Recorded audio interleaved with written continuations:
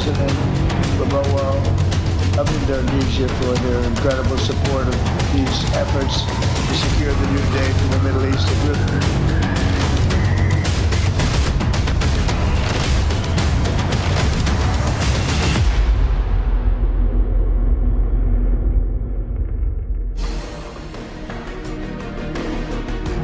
Gelaran konferensi tingkat tinggi ASEAN ke-47 di Kuala Lumpur Convention Center, Malaysia menyita perhatian dunia. Pidato Presiden Amerika Serikat Donald Trump turut menjadi sorotan lantaran secara terbuka Trump memuji Presiden Prabowo Subianto di hadapan para kepala negara dan pemerintahan anggota ASEAN. Trump menyatakan peran Prabowo luar biasa dalam memastikan lahirnya masa depan baru di Timur Tengah yang akan memiliki perdamaian setelah 3.000 tahun. Ini bukan kali pertama Trump memuji Prabowo. Sebelumnya, sidang umum PBB di New York, Amerika Serikat, bulan September lalu menjadi salah satu momen Trump memuji Prabowo. Trump menilai pidato Prabowo penuh ketegasan dan energi. Pujian lainnya datang dalam konferensi tingkat tinggi perdamaian Gaza di Sharm el-Sheikh, Kairo, Mesir pada Senin 13 Oktober lalu. Saat menyapa para pemimpin dunia, Trump tak segan menyebut Prabowo sebagai pria tangguh. Pujian dari Trump kepada Prabowo Subianto seolah tidak ada habisnya. Apa sebenarnya makna pujian Trump ke Prabowo selama ini?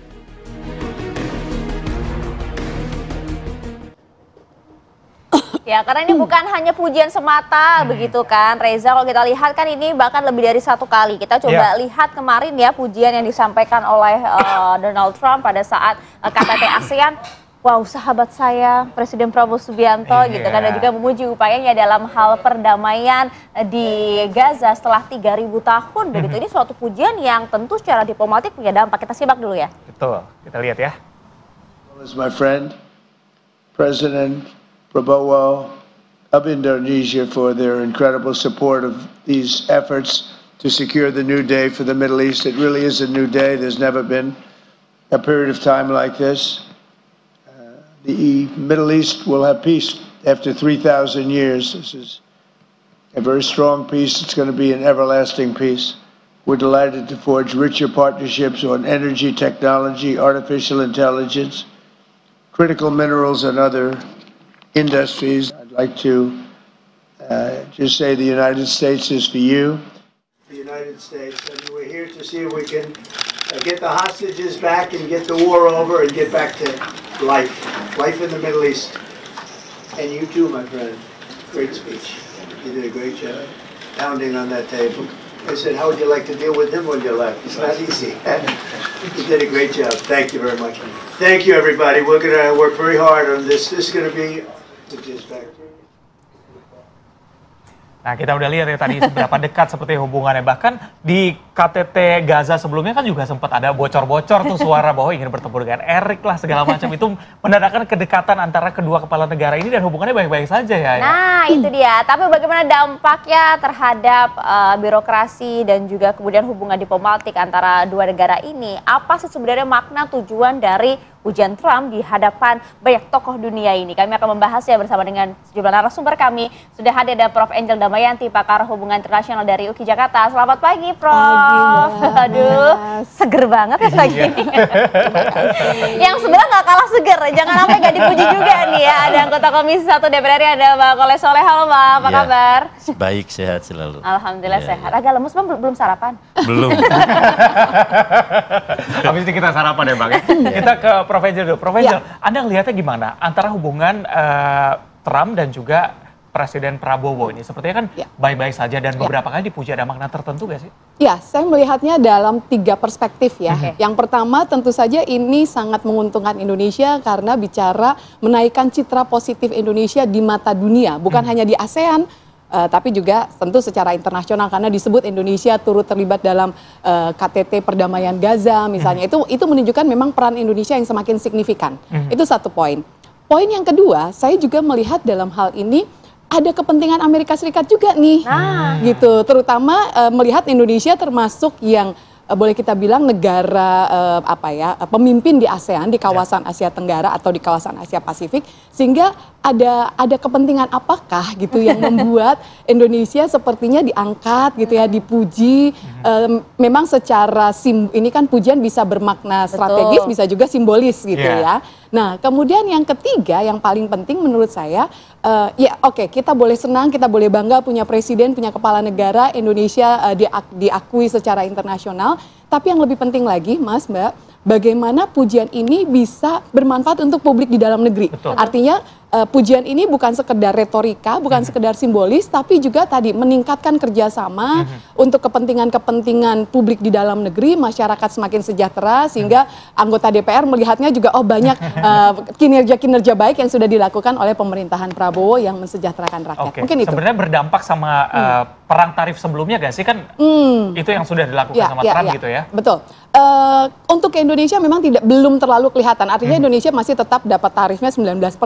Tapi buat negara ASEAN lainnya, Malaysia, Thailand, Kamboja kalau nggak salah itu yang tadinya Malaysia itu kalau nggak salah 25%, Thailand itu 36%. Itu turun menjadi 19%. Jadi sama seperti Indonesia. Artinya paling tidak di kawasan memang kelihatan dampaknya. Untuk Indonesia mungkin kita masih terus lagi follow up lagi nih. Dari sini kemudian hasil manfaat apa yang bisa Indonesia dapatkan. Nah, itu dia. Kalau dari Prof. seperti itu, tapi kalau dari Komisi 1 melihatnya seperti apa? Karena seperti disampaikan tadi, Bang, kita nggak mau ya ini hanya menjadi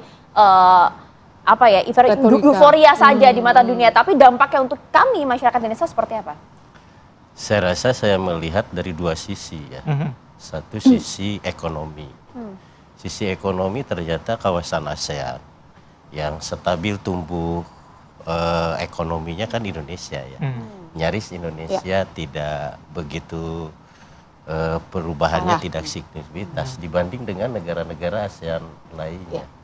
Yang kedua, dari percaturan politik internasional, di mana hari ini blok Eropa, blok Timur, Cina, dan yang lain-lain, ternyata masyarakat dunia sedang menanti-nanti tipikal Prabowo. Dia berdiplomasi dan memberikan sebuah gagasan yang betul-betul tulus, tanpa pamrih. Salah satunya adalah soal bagaimana ide dia to state bagi di Gaza dan Palestina dan Israel itu sendiri. Nah, sehingga masyarakat dunia ini kan rindu pada dia. Sehingga mungkin saja ini pemikiran saya, mungkin Donald Trump merasa ketakutan, lebih mencintai Prabowo daripada Donald Trump. Nah, jadi sehingga ini menjadi sebuah momen bagi Indonesia bagaimana agar efek baik sisi ekonomi maupun efek percaturan global Indonesia ke depan bisa memimpin. Sebenarnya yang cukup menarik tadi Prof. Angel, kira-kira apa yang bisa kita manfaatkan begitu dengan adanya Trump yang kembali memuji Prabowo, hubungan baik-baik saja, tapi jangan sampai ini dimanfaatkan. Kalau kita lihat track recordnya Trump seperti apa? Apakah memang biasanya kalau mau puji ini ada maksud tertentu nih? Gimana, Prof? Karena kalau udah lihat Trump, netizen udah suuzon dulu. Biasanya gitu. Gimana? Tapi saya melihatnya memang ada perubahan ya, cara Trump berbicara di periode kedua ini memang lebih mungkin mau lebih merangkul gitu ya. Mungkin Amerika juga sudah mulai menyadari bahwa negara-negara sudah mulai gerah juga dengan perilaku Amerika yang sepertinya bias gitu, yang terlalu kelihatan mendukung satu negara tapi memusuhi negara lain. Nah, kelihatan, dan Amerika sendiri juga kan sekarang ini secara ekonomi mereka juga dalam kondisi yang tidak baik-baik saja gitu ya, sehingga kelihatannya spirit merangkulnya Trump itu sekarang jauh lebih besar, dan dia melihat negara-negara mana yang strategis terutama di kawasan, karena jangan lupa di kawasan Asia Tenggara, kawasan Indo-Pasifik ada Cina juga di situ gitu ya sih, walaupun tidak terang-terangan ingin memukul atau memusuhi Cina, tapi juga Amerika membutuhkan pasar-pasar untuk dia jualan, dia juga butuh misalnya raw materials di dalam negerinya atau sumber energi. Nah, disitulah Amerika akhirnya menjadi lebih pragmatis, lebih bisa merangkul negara-negara, terutama negara-negara strategis di kawasan. Mungkin juga termasuk ingin menunjukkan kepada China bahwa saat ini Indonesia ibaratnya sudah memiliki hubungan baik loh dengan Amerika. Itu termasuk salah satu tujuan tidak? Betul sekali, karena Indonesia kan sudah masuk di BRICS sejak tahun lalu itu kan gitu, dan kekuatan BRICS ini itu bisa mungkin lebih dari 60% penduduk dunia tuh ada di BRICS. Ini pasar besar. Dengan adanya Rusia, dengan adanya China di sana, Amerika kan merasa ditinggalkan. Waduh, dengan ekonomi yang negaranya juga lagi bermasalah, dia butuh tadi mitra-mitra ekonomi dan strategis secara internasional gitu, ya. Oke, kita tahu betul begitu ya Bang, kalau misalnya namanya komunikasi politik kan penuh akan syarat simbol-simbol dan juga substansi gitu. Tapi apa yang kemudian harus dilakukan oleh seorang Presiden Prabowo begitu agar itu tadi hal ini tidak dimanfaatkan begitulah bahasanya oleh Donald Trump? Saya rasa kalau soal dimanfaatkan, saya rasa DPR apalagi saya secara pribadi punya keyakinan lah. Pak Prabowo kan sudah melintang di bagian intelijen internasional. Saya rasa, saya yakin dan percaya kesempatan ini akan digunakan oleh Pak Presiden untuk kemajuan Indonesia. Saya rasa dia juga ingin jadi masan Asia. Tujuannya ke sana ya. Bang, kalau Abang lihat sendiri sebenarnya Abang memandangnya gimana? Apakah memang apa yang sudah dilakukan oleh Presiden ini sudah on the track begitu? Sudah memang tujuannya itu atau ini di luar bayangan dari teman-teman Komisi 1? Saya rasa di luar ekspektasi kita ya tentunya. Saya rasa ini sudah memang melampaui ekspektasi kalau menurut saya. Yang paling pokok adalah kinerja dan kebijakan dia dalam maupun luar negeri sangat disukai dan dicintai oleh rakyat dalam negeri maupun luar negeri. Di dalam negerinya bagaimana dia juga konsisten dalam memerangi daripada korupsi misalkan. Dia tidak pandang bulu, tegas di setiap forum. Dan dia bagaimana selalu mengeluarkan kebijakan agar kegiatan-kegiatan itu berdampak besar pada rakyat yang terbawah. Salah satunya soal di pendidikan. Bagaimana pendidikan ini soal cek kesehatan gratis coba. Kemudian kesehatan. Kemudian di bidang pendidikan. Bagaimana Pak Prabowo ini konsen mencari bibit-bibit unggul untuk dididik dan disekolahkan ke luar negeri. Tujuannya satu, untuk kemajuan Indonesia. Bagaimana anak yang tidak mengenyam pendidikan, orang tua yang miskin, dia dibagaikan, diratukan, dirajakan, dikasih penginapan, dikasih makan. Nah ini semua sangat dicintai gitu. Dan komitmen ini bisa ditangkap oleh luar negeri, negara-negara luar. Nah ini harapan baru, mitra baru, dan tentu ini adalah sebuah hal yang mereka nantikan sesungguhnya. Oke, di awal kepemimpinan kan Prabowo juga sering mengunjungi negara-negara begitu ya, untuk berdiplomasi, terutama juga di awal langsung ketemu Donald Trump, langsung telepon gitu, langsung ucapin selamat dulu ya. Kedekatannya sudah sejak awal, tapi kita akan bahas sebenarnya dampaknya. Apakah nantinya Indonesia kan dikenal dengan negara non-blok begitu ya, tidak memihak blok manapun, ada dampak tersendiri nggak sih dengan adanya kedekatan dengan Trump ini? Kita akan bahas usai jeda. Tetap bersama kami di Apa Kabar Indonesia Pagi. Ini info dari dukun, kalau saya bukan dari Google. Kita kembali melanjutkan dialognya. Pertanyaan tadi sebelum iklan begitu ya. Indonesia dikenal non-blok, tapi sepertinya ada kedekatan dengan Donald Trump. Ini membahayakan nggak sih untuk posisi Indonesia di dunia? Saya melihatnya gini, kalau secara teoritis ya, dalam hubungan internasional itu ada yang namanya balancing, ada bandwagoning. Balancing itu kita mencoba mengimbangi kekuatan, bandwagoning berarti kita bergabung dengan salah satu gitu. Tapi Indonesia sebenarnya sedang melakukan yang namanya hedging.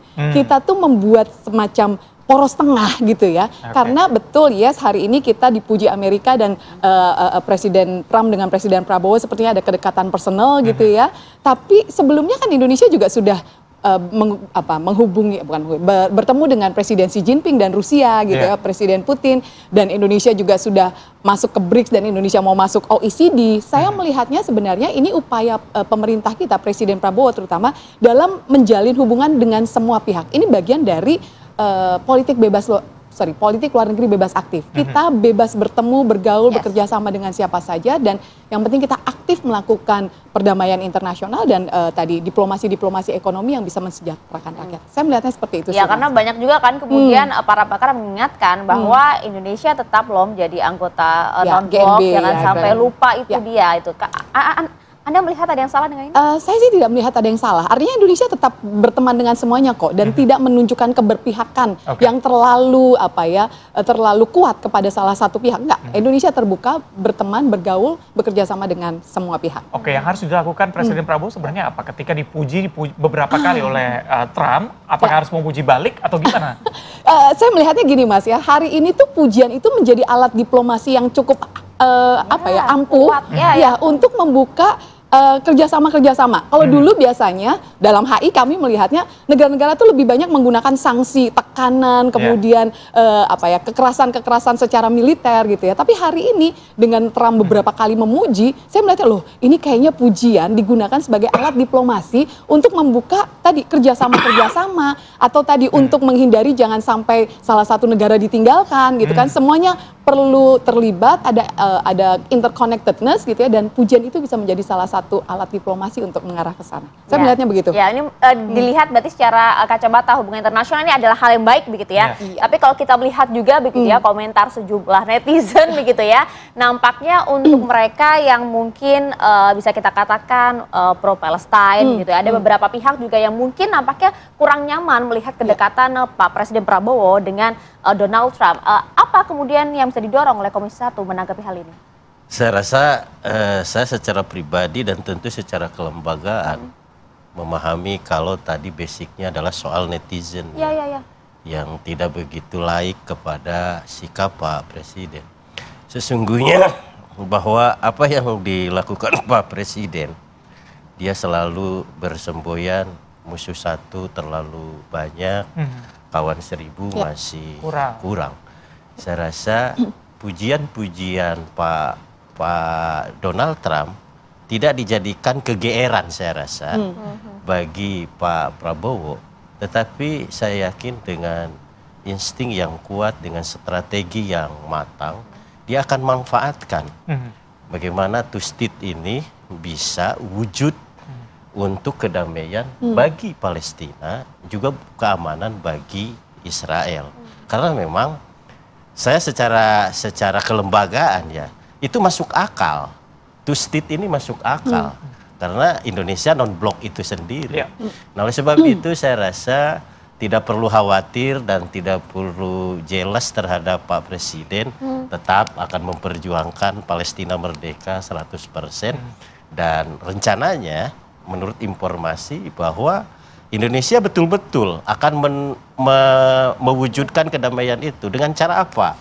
Mengirimkan perdamaian. Kalau nggak salah ini di Desember atau Januari sekitar 5.000 pasukan yang akan dikirim ke Palestina. Artinya bahwa kurangilah ketidaksukaan kepada Pak Presiden. Karena pada khawatir kalau udah dekat sama Amerika tuh yang antipati udah, wah ada apa ini gitu loh Bang. Nggak ada. Tapi ada yang menarik Bang terkait ini ya, sorry saya potong. Karena tentang pasukan perdamaian, memang niat Indonesia ini baik gitu ya, kita mau mengirim bahkan sampai 20.000 yang saya dengar gitu ya. Tapi yang terbaru kan Netanyahu-nya menolak, dalam arti Netanyahu mau melihat negara-negara mana saja yang akan tergabung dalam ISF, International Stabilization Forces. Karena yaitu tadi, dia mau melihat dan screeningnya adalah negara yang masuk dalam ISF adalah negara yang sudah atau mau mengakui kedaulatan Israel. Nah itu poin itu yang masih harus kayaknya kita perlu berdiplomasi lagi tuh. Nah itu dia, karena kan juga banyak yang kemudian mempertanyakan kan, oke kemarin luar biasa Pak Prabowo dengan cara diplomasinya menyampaikan soal perdamaian, dipuji juga oleh sejumlah negara, tapi Trump juga kemudian mengakui itu, tapi kalau kita masih lihat masih ada serangan juga gitu. Apa sih kemudian secara konkret gitu yang harus dilakukan oleh pemerintah kita, Prof? Sebenarnya yang dilakukan Presiden Prabowo hari ini dengan mendekati Amerika itu salah satu strategi ya. Karena kita nggak punya hubungan diplomatik kan dengan Israel langsung, sehingga kita nggak bisa menekan, nggak bisa ngomong langsung dengan Israel. Tapi melalui Amerika kemudian tanda kutip bisa menekan Israel dan menandatangani perdamaian Gaza, perjanjian perdamaian Gaza. Itu menurut saya sebuah langkah strategis. Nah, kedepannya yang disampaikan oleh tadi Kang Soleh juga dan Pak Prabowo mengatakan two-state solution, ini menjadi satu hal yang sebenarnya tanda positif. Kita mengakui kemerdekaan Palestina sejak awal kemerdekaan Indonesia, kita dukung itu, dan kita juga terbuka arah-arah kepada pembukaan hubungan diplomatik dan mungkin ke depannya, karena two state berarti kan mengakui Palestina dan mengakui Israel juga gitu, sehingga ini yang tadi menjadi bukti bahwa Indonesia memang mencintai perdamaian kok, dan Indonesia punya komitmen yang kuat untuk itu. Prof, yang cukup menarik tadi ada bilang bahwa pujian-pujian ini salah satu bentuk diplomasi begitu ya. Gimana caranya Presiden Prabowo bisa memanfaatkan ini supaya nggak kena jebakan dari Trump tadi? Pertanyaan bagus. Nah, di sini memang pentingnya Prabowo hati-hati gitu ya, dengan melihat bukan hanya Amerika Indonesia semata-mata, tapi konstelasi kawasan. Betul. Di Asia Tenggara saja, katakanlah terkait konflik Thailand Kamboja gitu kan, Amerika sepertinya memihak pada Thailand, China memihak pada Kamboja. Nah, ini kan sekali lagi peran Indonesia untuk bisa berada di jalan tengah untuk tetap bisa merangkul semua pihak dalam hal ini tanpa dipersepsikan ancaman oleh pihak yang lain. Tapi saya yakin Pak Prabowo punya kepiawaian yang cukup baik ya, terbukti habis dari Cina, Rusia, kemudian dengan Amerika, dari BRICS kemudian ke OECD gitu, itu bentuk dari tadi kemampuan diplomasi yang luar biasa. Beliau sudah terlatih untuk itu. Betul, dan karena mungkin banyak juga ya masyarakat kita yang merindukan ya bagaimana kemudian Indonesia dilihat oleh dunia dengan posisinya saat ini yang sudah berada di BRICS begitu ya. Kang Soleh, kalau Komisi 1 melihatnya seperti apa? Apakah ini kemudian menjadi tanda baik begitu untuk Indonesia ke depannya? Saya rasa sangat baik sekali, super baik lah kalau boleh saya bilang. Karena memang ada banyak hal kesempatan. Salah satu contoh misalkan saya kalau melihat dari sisi ekonominya, soal ketahanan energi. Ketahanan energi. Kalau ketahanan energi ini, kalau misalkan energi fosil sudah mau habis, energi terbarukan membutuhkan biaya tinggi. Nah, ada rencana Indonesia bagaimana menggunakan energi nuklir untuk kemanusiaan, di obatkah, di pertaniankah, terutama di listrik. Saya rasa ini akan menjadi sebuah pintu ketika persyaratan untuk ketahanan energi misalkan bersumbernya dari nuklir. Saya rasa ini dengan pujian-pujian ini akan menggelinding. Saya yakin dan percaya bahwa ketahanan pangan, ketahanan energi ini kita akan segera terwujud dengan bagaimana dukungan dari internasional itu sendiri, termasuk Amerika itu sendiri. Oke, kalau boleh kemudian memberikan masukan lah untuk Pak Presiden kan sebagai mitra di Komisi 1 nih apa, Kang? Saya rasa teruskan tentang gaya diplomasinya, dan saya yakin DPR akan terus membersamai daripada perjuangan Pak Presiden. Oke, yang penting adalah jangan sampai terlena dengan pujian-pujian itu dan jangan sampai kena jebakan ya yang dilakukan ya. Kita manfaatkan dengan baik. Terima kasih Kang Soleh. Terima kasih Kang Soleh. Terima kasih banyak.